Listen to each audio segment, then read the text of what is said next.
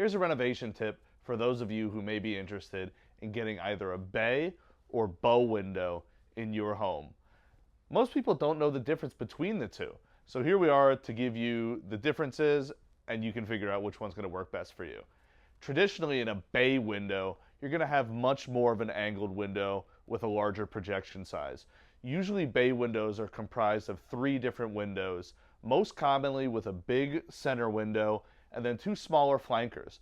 Now you can do this a number of different ways. The most common way is by having a fixed picture window in the middle or fixed casement and 2 flankers that are operable casements.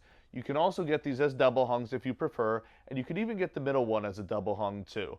As I said, it's most commonly a quarter, half quarter, where the flankers are half the size of what your middle window is, but you can get it equal as well.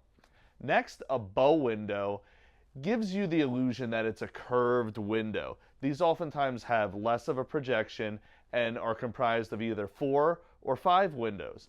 In most cases, these are always casement windows. Generally, your middle units are going to be fixed, and then your flankers are going to be operable. You can do this however you want, however. You can have every window be operable if you like. You can have 2 of them, 3 of them, however you want to do it, depending on if you're going on a 4 or a 5. Bow windows can usually be made bigger, so it kind of depends on the opening size that you have and the stylistic approach that you're looking to do. Here at Dailey, we can help you with both. So if you feel like a bay or a bow window will be a good fit for your home, get in touch with us online, give us a call here, or stop into our showroom for a free consultation.